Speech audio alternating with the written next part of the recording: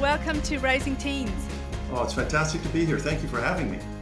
I'm so thrilled to have you speaking on the teen brain today. I've actually heard you speak a number of times, and you have this incredible knack of bringing us the science, but also somehow entertaining us at the same time. I know you've won a whole bunch of awards as a lecturer, and I can see why. Let's start a little bit, just really right at the beginning. I want to ask simply for parents who may never have heard or haven't heard much on the teenage brain, what is happening inside the head of our teenagers? Well, that's a great question, and I think probably for viewers and listeners, the one thing that people often don't realize is that it takes almost 3 decades for the human brain to fully mature. So it's really confounding for parents and teachers alike when they see these young teens who present themselves physically as adults to realize that what's going on between their ears is very different. There's a complete restructuring of many aspects of the human brain and a refinement of some of the processes and things that occur that we take for granted. So we see a 15 or 16-year-old with the physique of an adult without really understanding that while they might present physically as adults, what's going inside their minds is very different. Yeah, yeah. I mean, my 14-year-old, who's my youngest child, is taller than me, and which he absolutely loves. But you can look at your teenage child's body, as you said, and you think sometimes they're able to think through things more than they really are. We all love our teens so much, but I want you to just explain a little bit about what might lead these uh, young people who look more like adults now, but what makes them do something that makes us as adults, or as you say, make their 8-year-old sibling cringe in disbelief? Well, I think there are two overlapping processes that are occurring. One is a complete sort of refinement of the frontal lobes, which are the brain's chief executive officer. So if you think of the human brain as having this hub of intelligence and cognitive ability in the front of it, that doesn't really fully mature till the mid 20s or so. We do know it's roughly about 24 years of age for females, a little bit longer for males. I've heard some Mhm. scientists say 26, 27, and some people might think, well, no, it's probably longer than that. It might be in the 40s or 50s. The jury's still out. But at the end of the day, the CEO of the brain, the frontal lobes, particularly the right prefrontal cortex, which kind of sits behind your right eye, is the part of the brain that allows you to make responsible decisions. It's the part of the brain that's responsible for analytical thinking. It's also the part of the brain that helps regulate emotions and put the brakes on our urges and allows us to sort of self-regulate our behavior. Now that is changing and restructuring at the same time that the reward systems of the brain for teenagers are becoming engorged with a real powerful neurotransmitter called dopamine, which means teenagers are more inclined to look for sensation-seeking activities, novelty-seeking activities, engage in risky behavior.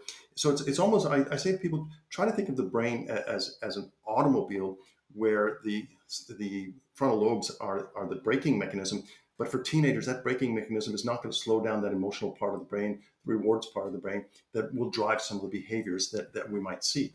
I've heard an American researcher talk recently about this whole reward system and how for our young people that's not always a bad thing. It's not that, they're always sensation seeking in the sense that they're kind of swinging from chandeliers. It's also their reward system is also a good thing. It gets them to do things that feel risky for them, like go out and apply for a job, even though it feels overwhelming, or talk to somebody for the first time. So, those things can also be positive parts of the reward system. Have you come across Oh, research like that? absolutely, absolutely. And I wouldn't want anyone to think that, just because the reward system is sort of in hyperdrive, that's a bad thing. Because, as you said, it does allow teenagers to take risks and experiment and try things that they might not normally do. It's almost an evolutionary sort of mechanism because it does sort of promote them to take chances and by virtue of doing that, make mistakes and learn from the mistakes. And that's an adaptive mechanism. So it's not necessarily a bad thing. The problem is, I suppose, when all of that might override any opportunity to really think through the consequences. Because one of the difficulties too is that teenagers are more inclined to do something for it, a reward immediately, than Mm. think long term about what consequences are, or say, for example, saying to a 15-year-old, if you clean your room today, next week we can take you to the movies. Not going to happen. But if you say, clean your room today and I'll give you $2, you're more likely to get a response. So teenagers are more engaged in that sort of short-term immediate response than long-term content. And this goes through even thinking through their actions about what they're going to do in terms of taking some of the risks they might want to do. So they're impulsive. They can do things. Again, I said, as you mentioned, will make an 8-year-old cringe. But that's actually an important mechanism for learning. Yes. So, given these changes in the brain, do we just say, "Oh well, darling, don't worry, it's just your prefrontal cortex to blame," or you know, do we assume that our teenagers cannot self-regulate their behavior? What do we do with this knowledge? Well, there is an assumption that teenagers might be prone, that we might lower our expectations because of that. But in fact, teens are actually quite good at self-regulating their behavior in certain contexts, particularly when they're with their friends. They're very good at ensuring that they say or do the right things, or they use the right emoji, or Yes. they make sure that their slang and the colloquialisms they use are, as I've heard one teenager say, on trend. So they can self-regulate. I guess for the adults around them, the opportunity for adults to kind of be that braking mechanism at certain times and help guide them and help create boundaries and borders is really important. So the other thing that's really important too is that there's a fairly robust amount of literature that says that while teens are deeply influenced by their peers, we know that probably the most significant person in a teen's life is a significant adult role model. More often than not, it's their parents. But in lieu of parents, at times it could be a teacher, a coach, someone who can that they look up to and admire, and that's really important because we shouldn't just assume that we allow teenagers to get away with murder per se, Yeah. but we have to create situations where we can help guide them and help them understand some of the consequences of their actions. I love you that you've highlighted that because essentially what you're saying is that our young people are in tune with us, or tune into our young people tune into our messages so much more than we actually think they do. But as adults, we often have this stereotype that they only listen to their friends and their friends' messages are the most important. And actually, we have so much more influence on our teenagers' lives than we really imagine. We do, and actually, as a little anecdote, I was involved in a research project just prior to the pandemic that was kind of got curtailed long term, but ostensibly, we were surveying. Uh, I think we ended up having about 3,000 teens on smartphone usage, and it was a fairly detailed survey. Now, one of the things that came out of the data, which was really interesting, was that and the ages. So these kids were 13 to 16, and they were quite au fait and easy to able to recognize the challenges and issues, potential issues associated with smartphone use, such as sleep disruption, poor grades. They could very much identify before we even said anything the challenge. So they know there are challenges. What was really interesting is that in follow-on interviews that we were beginning was that a good proportion of these 3,000 kids we talked to, well over 70%, had said something to the effect that, and I'm sort of paraphrasing that, while they were aware of the challenges, they weren't about to do anything of their own volition. However, if their parents had said, "Okay, time to put your phone away. You can't use your phone," they're okay with that. In other words, a teenager is not going to say to their friends, "Oh, I'm not using my phone because I think it's not good for me," but they will say, "I can't use my phone because my mom and dad said so." So the sphere of influence for parents and coaches and mentors is quite phenomenal and much more pervasive than we actually give it credit for. I love what you've said there because it allows our teens to kind of save face with their friends. I've said to my teenagers and my young adults, I've got young adults children now, and when they were teens, I always used to say, blame me. If you feel like you need to get out of a party, or do something that you feel uncomfortable around your friends, blame me. I don't mind being the bad cop, and that gives them an out. It certainly does, and I think for all parents, that peer pressure can be very very pervasive in the lives of teenagers. But saying to them such that is like, if worse comes to worse, lay it on my shoulders, lay it Yes. on mom or dad's shoulders, and say they said I can't do this, so you're off. You're off the hook. Yeah. So coming back to, you mentioned some of the neurotransmitters. Can you just talk us through a little bit how they have an impact on teens' behavior? Sure. Probably the two most pervasive are dopamine and melatonin. So, dopamine is an excitatory chemical. If you're driving in your car and you turn on some music and it's a song that brings a positive emotional response, we know it can elevate dopamine about 9%, and you feel good. In fact, you can see this when you're driving your car. If you look, a person sitting next to you and they're quite happy, their dopamine is elevated and they're feeling good.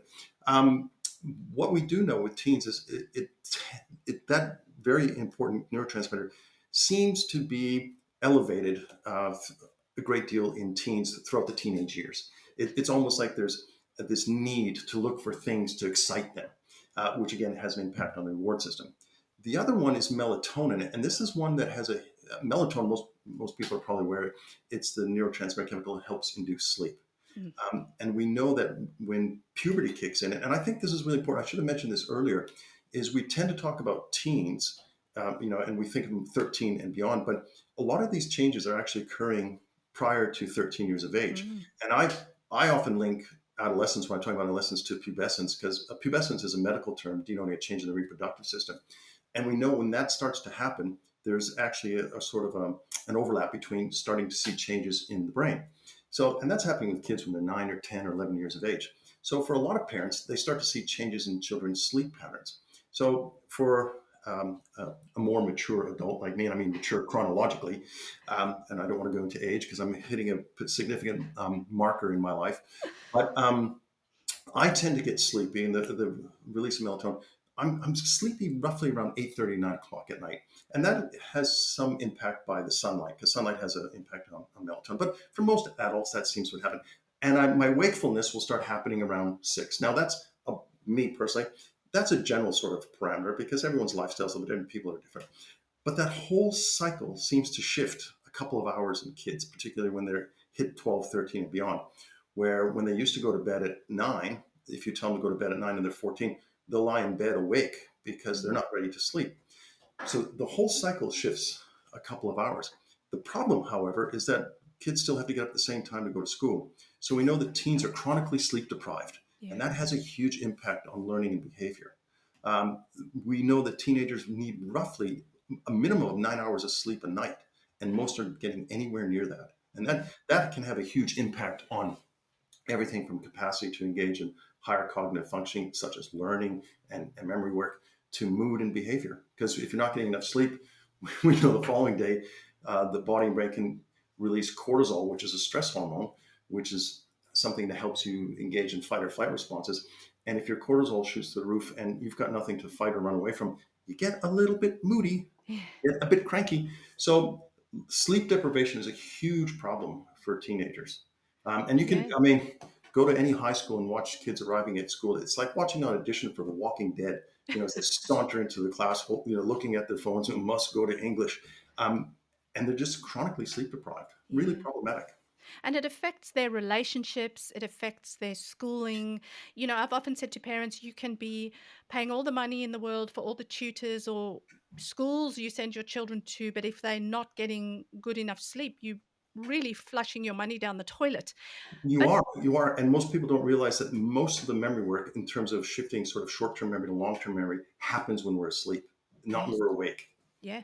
And so what do we do with that then, Mike? If our teens are struggling to fall asleep, but we're still wanting them to have a decent amount of 9 hours sleep a night, what do you recommend for parents? Well, I say to parents a couple of things to ensure is first thing, in the evening, make sure kids are off their devices probably around 8 o'clock or 9 o'clock at night, because regardless of all the, I won't mention any companies' names, but the gimmicks are set up to say, it limits the blue light. Blue light from screen devices is very powerful at delaying the release of melatonin. Mm. So in spite of the filters that are now marketed as it releases blue light, it probably does about 5%. It really doesn't do anything with any great efficacy.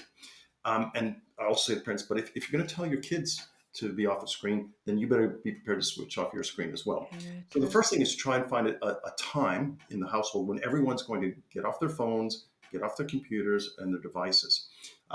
Second thing is to ensure that young people have a great deal of physical activity, because one of the great precursors to good sleep is ensuring there's exercise. And you don't have to be running a marathon. It just could mean 30 minutes of a walk a day. It doesn't have to be anything too strenuous. And the other thing that's really connected to that is actually proper and nutritious diet. So all of these things fit well together. But I think the screens at night is probably one of the most important things. Not least of which is I'm fully aware that there are many schools that will say to their students, you can submit your assignment at midnight tonight Yeah. online. And I mean, I've got two beautiful adult children now. My daughter's 24, my son's 22. But I got to tell you, when they came home from school, the first thing on their mind wasn't doing their homework. So if something was due at midnight, it's like, well, let's get to it at 11:30 and see how we go. Yeah. So schools can be very complicit, and not that they're trying to do anything pernicious, but I say to parents, maybe talk to schools so that they avoid those sorts of things.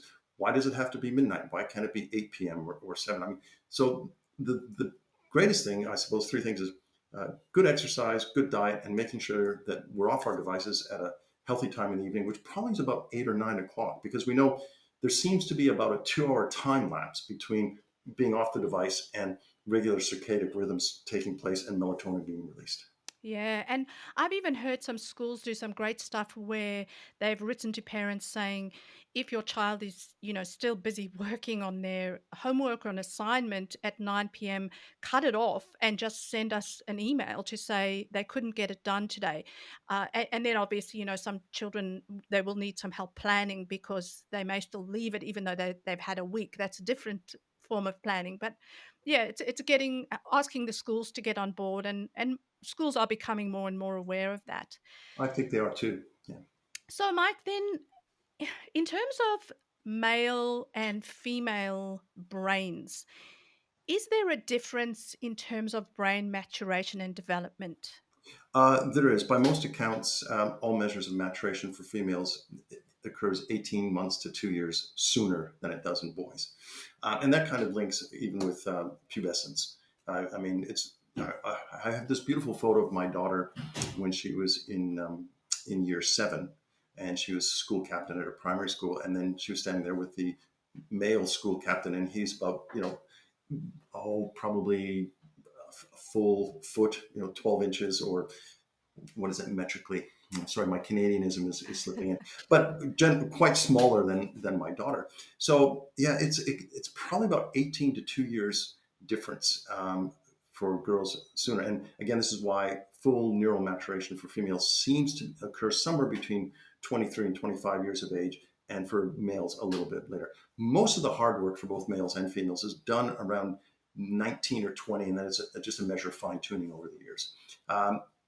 But this also means too that girls' emotional systems are well and truly firing in ways that boys are nowhere near at the same stage in life. So, and so we see, particularly with adolescent girls, a great deal of negative emotion, a lot of negative affect during the teenage years, which is problematic. And I suppose one of those areas when it comes to working with teens that needs a great deal of attention. Boys are really inclined to take a lot of risks in ways that females wouldn't, but females, teens are more inclined to co-ruminate and feel bad, and we see this through the teenage years in particular. And so, what do we do with that then as parents if we know our daughters are really potentially more emotional? Obviously, there are some boys that are emotional, so it's Of not that course, boys aren't, but if our daughters tend to be at a more emotional phase or our boys are taking more risks, what do we do with that as parents? How do we help our teens? I think there's a couple of things. First of all, it's the first point is recognizing that this is a perfectly natural sort of stage that young people are going to go through, and so you want to find that balance between supporting them but not curtailing or trying to protect them, all the time, because they do need to take risks. They Yeah. do need to learn from their mistakes, and there's nothing wrong with negative emotion unless it becomes all encompassing and just takes over your world. So when I'm talking to parents of boys, one of the things that's really interesting too is that boys' risk taking is directly linked to being with their friends or not. In other words, a 14-year-old boy is less inclined to take risks than his father unless that 14-year-old is with his friends. So a 14-year-old boy on their own, fine. Which is really interesting when it comes to P platers. You put an 18-year-old in a car on their own, they're more risk averse than their parents. Throw a couple of mates in the back seat, all bets are off. So it's about trying to find that balance and create boundaries and structure to be supportive. And for girls, I will say to parents, look, negative emotion does not have to be viewed as something as a deficit, as long as that doesn't overtake their whole world. And you can see that very quickly. If all you're getting from your daughter is negative emotion all the time, then that's a sign that there might be other problems going on and things need a little bit more intervention. In terms of what we know about the brain, what do we know and don't we know about technology and its effects on the teenage brain? Because you know, you've spoken already about the effects of blue light, but we've also seen the catastrophizing about what technology does, and uh, what what do we really know in terms of the science on the effects on the brain? I think, well, I'm always cautious when I come into this conversation because I never want anyone to think I'm a Luddite or anti technology. But my whole view about technology is the fact that anything we do to and with children and young people should be based on the best available evidence. And the current evidence that's been emerging over the last decade or so is suggesting that there are a lot of issues, mental health and otherwise, associated with on time screens in a vast rate, probably more than we could discuss here. So it's, again, it's about finding a balance. And a colleague and I, we just had a book come out recently where we're looking at the phenomenon of screen time and how it might be impacting on young people and their behavior. And again, what we know is that I don't think we can actually talk about screen time as how much is too much because we can't really test that. But we do know that the most important thing for young people, whether they be 8 or 18, is time with friends and family, in social environments, in real time, not virtual time. That is so important in terms of all measures of development, cognitive, social, emotional, are enhanced by being with other people. So it's about ensuring that whatever balance you see with technology and young people is that you don't want the balance to be shifted so it's mostly on screen and nothing else. You want it the other way around. So Okay. young people need to be with young people. They need to be with their family and friends. They need to be engaging in extracurricular activities. They need to be outside. They need to be doing the things that generations of people have done over the years. Because a lot of people tend to forget too. If I were to say to you, or I say to many adults, do you know when the first smartphone was readily available to people? They're often amazed when you say, well, it was roughly about 2007, right? Mm. So we've only seen these things in play in our lives for less than 2 decades, really. And now we're beginning to see, look, they're great devices to have, but that thing you hold in your hand is ostensibly a computer with the same sort of power as. In fact, I was reading a really interesting analogy saying that a smartphone has the same computing power as what was used to launch a Saturn V rockets and send Apollo 11 to the moon. Right? It Wow, has the same power that. I didn't So know that. you hold this device in your hand that gives you this, but we are seeing that there are some problems associated with a vast array of things, not just time on screen, but where that time is going and who people are engaging with and what the teams are engaging with. So it's about ensuring that the balance is not more on technology, but Yeah. more on the positive things we know that have a huge positive impact on young people. So then, Mike, finally, a question that I ask all my guests. What is your hope for teenagers today? Um, that's a very interesting question. One of the things I teach a first year undergraduate course here at my university, and so they're all bright eyed. They're 18 roughly, and I'm always enthused by their optimism, even in at the as we move from a pandemic to an endemic situation. And I love teaching the first years because of enthusiasm. But I'm also really what's what I'm looking for? Encouraged by the fact that young people are really switched on. They really are, and probably through technology, ironically, they're really well and truly aware of challenges and issues associated with technology and growing up. And I think the future is actually quite bright for them as long as the parents and adults around them continue to be supportive and remember that they play such an important role in the lives of those young people. Yeah, thank you. Mike, thank you so much for your wisdom today. Thank you for joining us and just sharing your knowledge and your experience. It's been a pleasure. Thank you for having me.